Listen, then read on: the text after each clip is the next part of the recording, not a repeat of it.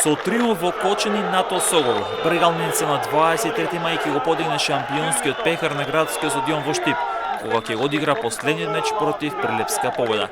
Сините на Владко Костов буквално се пред портите на првата македонска фудбалска лига. Ќе им треба само триумф на незгодното гостување во Кочани против Осогово, со што на 23 мај по мечот со победа Брегалница ќе го добие шампионскиот пехар.